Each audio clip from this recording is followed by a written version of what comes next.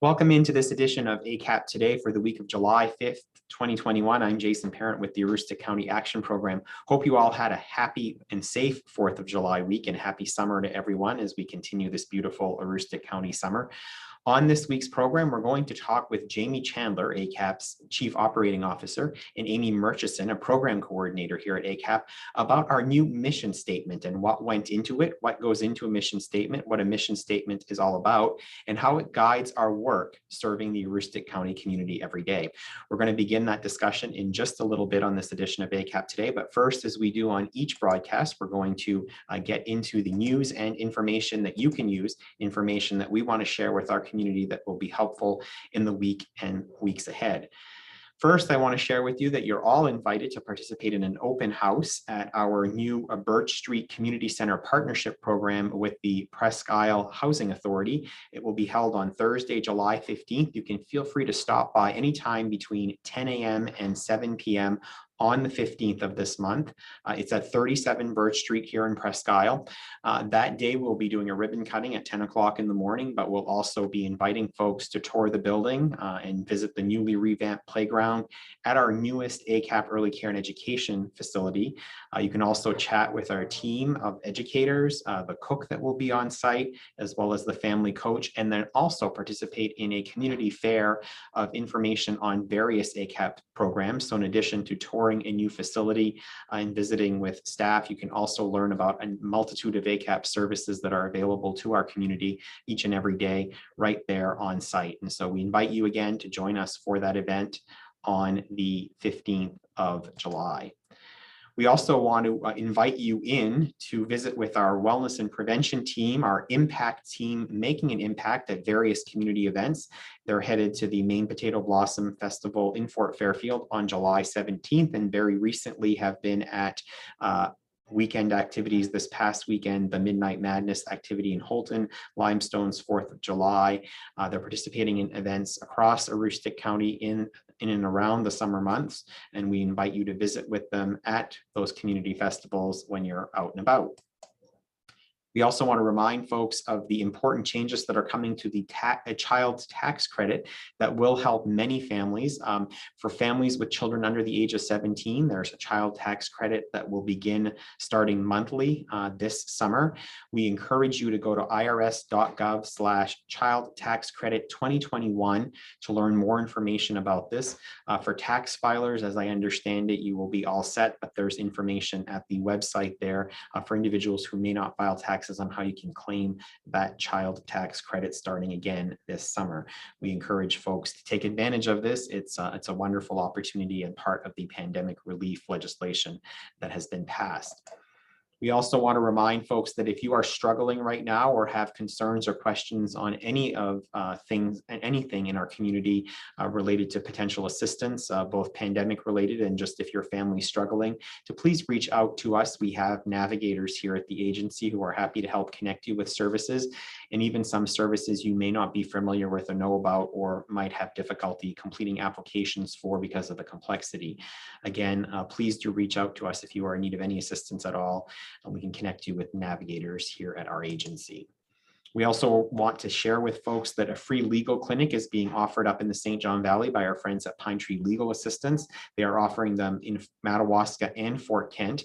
At Fort Kent, it's being held at the town office, and in Madawaska, it's being held at ACAP's location on Fox Street in Madawaska, next to the North State Federal Credit Union and across the way from Martin's.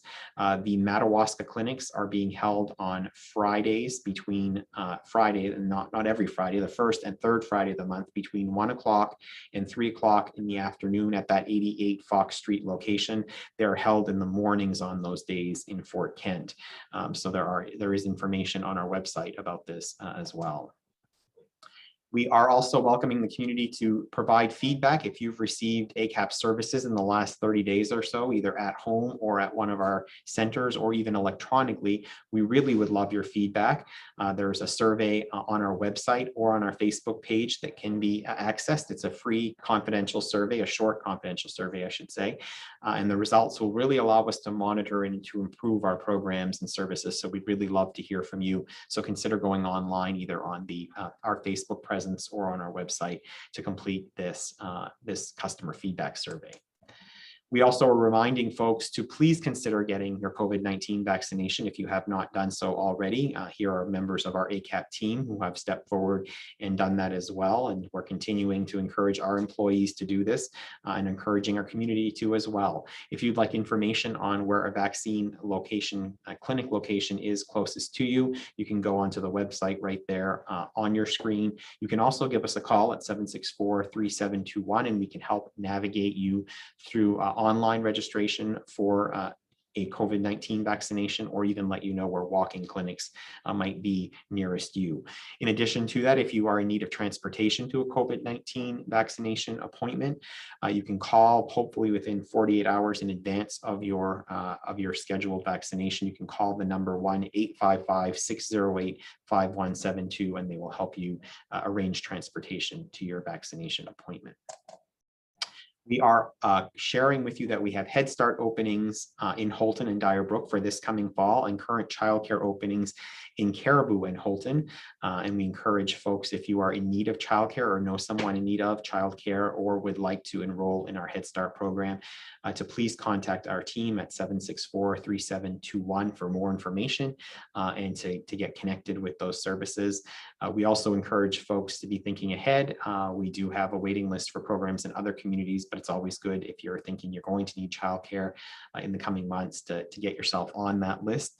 And as we do always provide quality early childhood education services with high-level services across Aroostook County, but with centers in Dyer Brook, Houlton, Caribou, Presque, and up in Fort Kent as well. And the new program opening in Presque Housing Authority, as I mentioned at the beginning of the broadcast.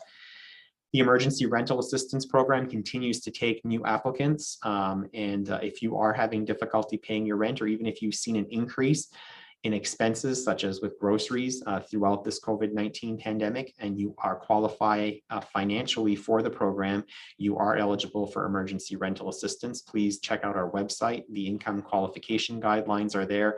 If you're even close within your household size to those income qualification guidelines, I would encourage you to complete an application.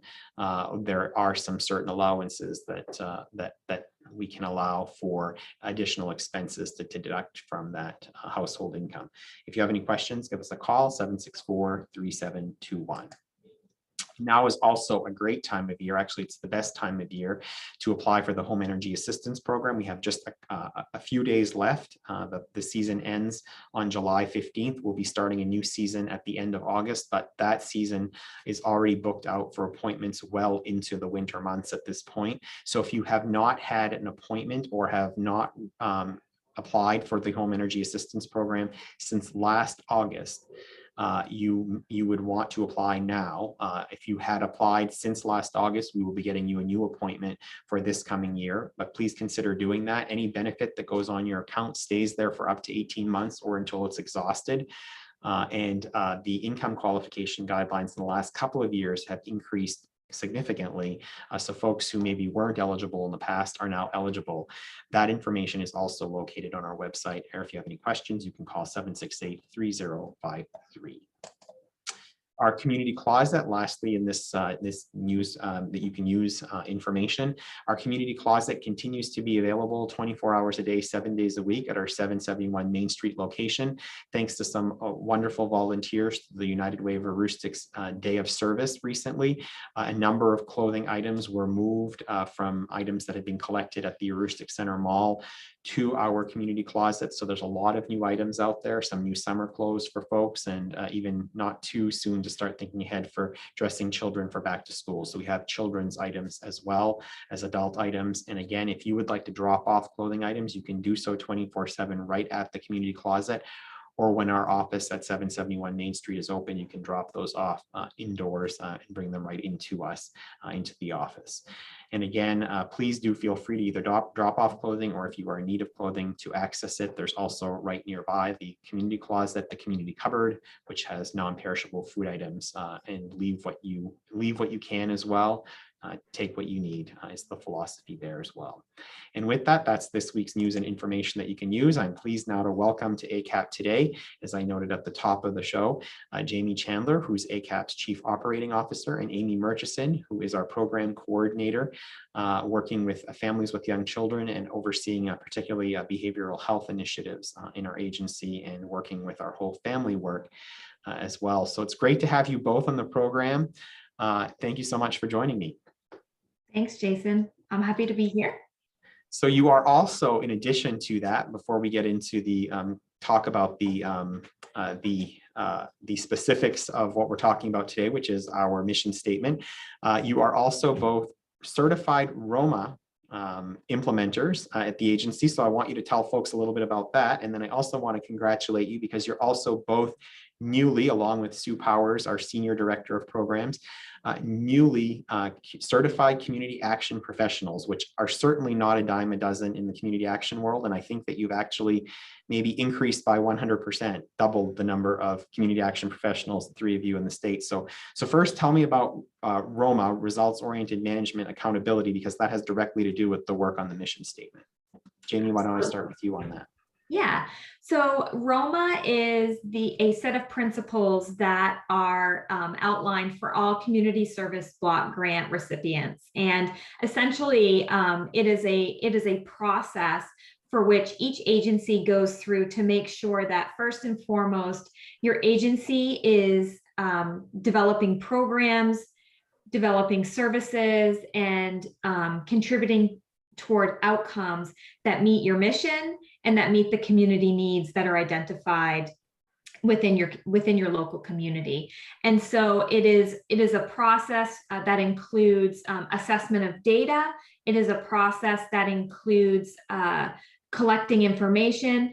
I want to say first and foremost, the foundation for which ROMA is built is hearing the community's voice. And so making sure that each community service agency that is providing services under Community Services Block Grant is meeting the needs of the community and really listening to what those needs are from the members of the community that are living in poverty. And Amy, I don't know if you want to add a little bit more to that. Sure, Jamie. I think it's also important to say it's a continuous process, and it allows our agency to continuously respond to community needs that are brought up in our community needs assessment or during meetings with customers, and allows us to be flexible and really show the outcomes that our agency is making within the community. So Amy, why was that information and that background so important and helpful in the work that you and Jamie did, along with members of our board of directors, and really engaging different staff across the agency along the way in the process, and the entire board of directors ultimately in reviewing and retooling, if you will, the agency's mission statement? Our subcommittee, along with the board, and which includes customers of ACAP, really looked at and compared our old one, what we are doing now, what's in our community needs assessment, and looking at that whole process, and does our mission statement really reflect the work that we're doing currently, because we are required through our organizational standards to review it every 5 years. And so a lot can change in 5 years. And we had a lot of conversation about that within our group, and then, or the subcommittee, and then with the whole board. And it really was an ongoing process over the last couple of months, with many, many revisions and lots of deep conversation about our mission statement, what ACAP does in our community, and how we can best reflect that. So for folks out there who are wondering, I think folks, maybe see mission statements for various organizations. Some organizations have theirs very prominently displayed. And I know that as we've adopted ours, we're going to begin to sort of display it more prominently in our locations and obviously through our electronic communications and others. But for folks out there who might think, what exactly is a mission statement, Amy? So a mission statement really is what can fit on a t-shirt and really reflect what we're doing in our community. And we're sharing today the very same presentation that Jamie and I did for our subcommittee and also the full board. And so within Roma, it talks very specifically about a mission statement, and that it's short, it's focused, it identifies why the agency is in business, and it talks about 4 key elements, including population, service or strategy, outcome, and relationships. And part of what Jamie and I went through when we became Roma implementers is we learned about Drucker, who is a author and researcher around leadership and management. And he was quoted as saying, each social sector institution exists to make a distinctive difference in the lives of individuals and in society, and that making this difference is the mission and the organization's purpose and very reason for being. And so, you know, our mission statement is really about our organization's purpose and our very reason for being here in our community. And so with that, Jamie, there are certain things that a mission statement contains. There are certain elements that are engaged in a mission statement. What are those and why are those so important? Yeah, so it's really important to have the components of your mission statement included in your statement so that someone who knows nothing about your agency understands what it is that you do and why.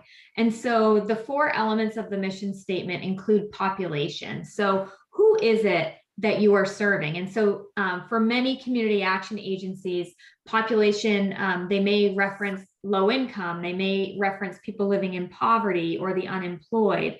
For some agencies, it might be the population might be the general community.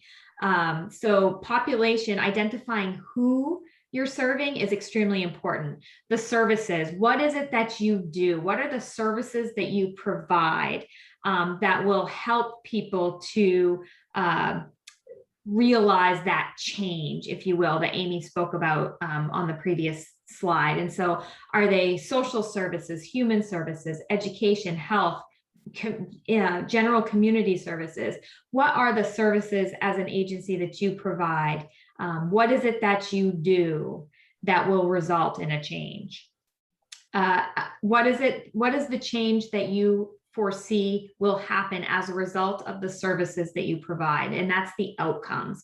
So is it that individuals will have self-sufficiency, perhaps independence, ability, well-being, or that they're ready to learn? So what is the change that you expect to see based upon the services that you provide? And then lastly, it's important to identify the relationships, because especially in community action, partnerships and relationships are extremely important in being able to achieve the outcomes that we are intending. And so making sure that we reference that in our mission statement to demonstrate that partnership and collaboration is an important component. Now, Jamie, that does seem like a lot in terms of the elements that need to be included in a mission statement. And Amy talked earlier about the importance of it, you know, being, and you did as well, about it fitting on a t-shirt and sort of being brief. So talk about the process. She mentioned it a little bit, Amy did, about the people that you brought together and the context that you had about the mission statement. But how do you get from those 4 key elements and what a mission statement is, and then take one as an organization that we already had and come up with what the new mission statement is going to be? So talk about the process and talk about how you know, how do you fit all of that information, those elements, into a mission statement? Very carefully.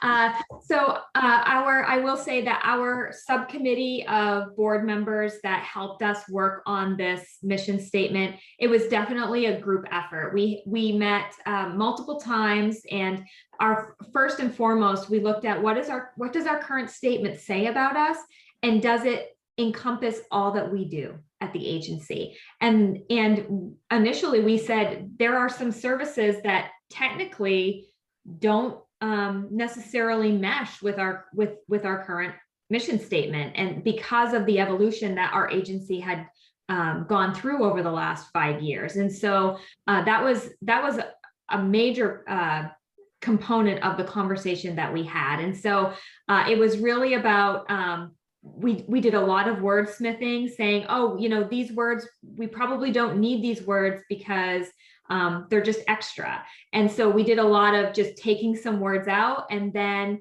sharing with agency staff and agency leaders to get their input on it. We shared it with the board multiple times and actually had a really great session with our board where we set the new the proposed mission statement out and had great feedback and conversation about really, is this truly reflecting our purpose as an agency? And so I would say that the work that the subcommittee did was certainly a team effort in looking at all of the programs and services that ACAP provides to ensure that everything that we do was involved and all of those components were included in our mission statement.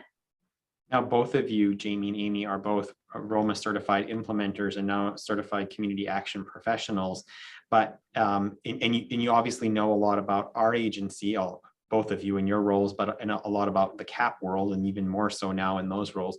Amy, what did you learn through the process that was employed to get to the new mission statement about either our organization or about what we do or how we serve the community through the eyes of the committee work? You know, for me, I really learned about the language and what's in it, and does it really reflect what our agency is doing now, and really having that global look of ACAP within our community and how we can best get that in our mission statement and really reflect out into the community, to our customers and to our staff and our agency and our board. This is what we do, and that, you know, everyone will be able to see it. It will be out there in the community, and it'll be easier to remember. It's shorter and concise, and really learning how to write a mission statement as within that group process. How about you, Jamie? What were your takeaways from the process? My takeaways from the process were that our board and our leadership team truly believe in the work that we do, and that the engagement in that team in developing this statement and making sure that it encompassed the entire community, that it encompassed all that ACAP does, or all that we could do based upon, you know, what's included in our strategic plan. And so for me, it was just that affirmation of the engagement of the members of our leadership team and our commitment to really meeting the needs of the community. So let's go where you started. You started the process by aside from the educating about what goes into a mission statement and sharing that relevant information about what a mission statement is. This is what you started with. This is the previous ACAP mission statement. So Jamie, why don't I have you read that for our viewers, and then we'll go and have Amy read the new one. Great. So our previous ACAP mission statement said, Aroostook County Action Program provides the people of Aroostook with services and resources that help individuals and their families achieve greater economic independence. As a leader or in partnership with others, ACAP strengthens the community by responding to human needs. And so, Amy, this is where you landed. Read this one. Aroostook County Action Program leads or collaborates to provide services that support, empower, and improve lives. So, a big change, and obviously much more T-shirt worthy, and a lot less staring to be able to read this one. I think our HR manager said that director actually said that she'd be able to remember this one without having to read it on the screen when she's bringing new employees onto the organization.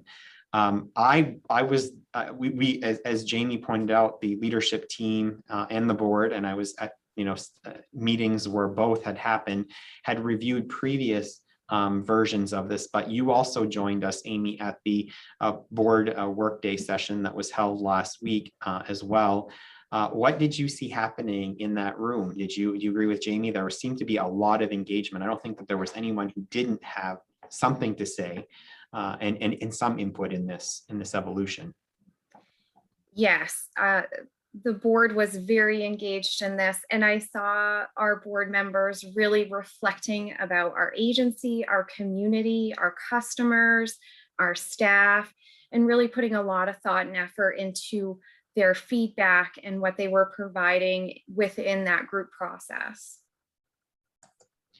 And Jamie, ultimately now it's the rollout. We started to do that. We did it with our community in our briefing. We're doing it with this program. It's something that we have to do every 5 years, as you pointed out, according to community services block grant standards. But it really was more of an organic effort than felt like something that we were doing because we were mandated to do it. At least I feel that that was the case, especially this time. I was around the last time we did one of these mission statement reviews, and it felt a little bit more like we just checked a box then, but this time I think really felt more organic. Absolutely. I would say that as far as requirements from a funder, this was probably one of the most fun that I was involved in. Because of the group process and the engagement from so many different players and so many, and those players really, truly, as Amy indicated, were thinking critically about what it is that we do as an agency and the people that we serve, and making sure that our mission statement not only is understood by our ACAP staff, but also somebody that is a member of the community could read that and know what it is that ACAP does and how we support the community. Amy, this is the mission statement that's going to lead ACAP into its second half century. We celebrate our 50th anniversary as an agency next year in 2022. How does this mission statement both look forward and also reflect the rich history, and especially the recent history? I know you've been very involved, both of you have been involved in our whole family comprehensive transformation. And this, I think this mission statement really speaks to that, both the roots of community action, but also with the new directions and new promise. You know, Jason, I think it's very important to always remember your roots and where you came from, and then be looking not just at today, but also at tomorrow. And, you know, this mission statement really also aligns with our "We Make Life Better" tagline, and really aligns our agency across the board. And I think the real success with this was the engagement with so many people through this process. And I think that really honors the history of community action. Community action is rooted in the community with the customers and their voice being heard. And we did that through our board and our group. And I'm really proud of that. Jamie Chandler, last words on our new mission statement and the process it took to get there, and the future are yours. As I said before, this was probably one of the most fun activities that I'm mandated to do. So it's heartwarming. It really takes you back. I think about the work, Jason, you had mentioned that Amy and I have recently gone through with our CCAP designation. And we did a lot of reflection back on the history of community action and why community action was established back in the 1960s. And so this process and this particular mission statement, where it talks about not only supporting, but empowering people to change and improve their lives, that is what community action, that is the foundation that community action was built upon. And so it's amazing that after almost 50 years, we've sort of gone back to what we originally set out to achieve. So that's pretty remarkable. And now we send out 175 foot soldiers to live that mission statement across Aroostook County each day. Mm-hmm. Jamie Chandler and Amy Murchison, thank you so much for joining me to discuss the mission statement. I think at the top of the broadcast, folks watching might have thought, gosh, a mission statement, this is going to be a snoozer of a broadcast, but I actually think you made it very interesting, and you made the process along the way actually interesting by the number of people you engaged. So we'll continue to look to roll this mission statement out to our community countywide. And thank you for your efforts leading it. And congratulations again on both Roma and CCAP, both great honors, and we're proud of both of you and so pleased to have professionals of your caliber leading our agency. So with that, before we leave the rest of you today, we're going to remind folks that if you have an interest in joining the ACAP team and helping being foot soldiers in living out that mission, we do have openings across Aroostook County at this time. We're sort of gearing up for a new season of things as we head into the later summer and to the early fall. We'll be starting up a new season of Head Start, starting up a new season of the Home Energy Assistance Program, and also many of the assistance programs that are available as a result of the pandemic. So we are in hiring mode. We are offering a $500 sign-on bonus for folks, and you can see on your screen there do have a generous benefits package. So if you have any interest in the positions on the screen here and have the qualifications, I encourage you to go to the website to find out more information about those positions, and do encourage you to submit your application to the Aroostook County Action Program. We'd love to have new team members join us as we serve our community and live out the mission we've been talking about. And lastly, on the broadcast, as we do each week, we share with you our snapshot of the week. This week, the snapshot comes from our friends at Machias Savings Bank, who, along with members of our team, came together recently for our team to say thank you to Machias Savings Bank, and for Machias Savings Bank to present us with a 2021 Community Development Grant. The generous gift has been designated to increase income through education and training opportunities to Aroostook County residents who receive the Supplemental Nutrition Assistance Program benefits.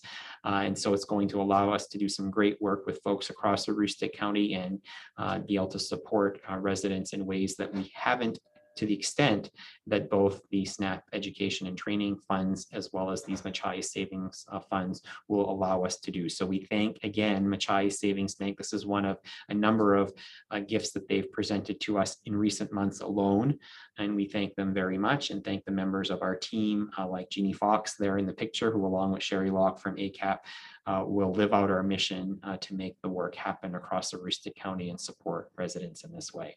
So with that, hope that you enjoy the rest of this beautiful Aroostook County summer week and the upcoming Potato Blossom Festival, where members of our team will be on site to connect with you and make an impact. We'll see you next week for another edition of ACAP Today. Until then, enjoy the great weather, enjoy the summer, and enjoy each other's company. Have a great week, everyone.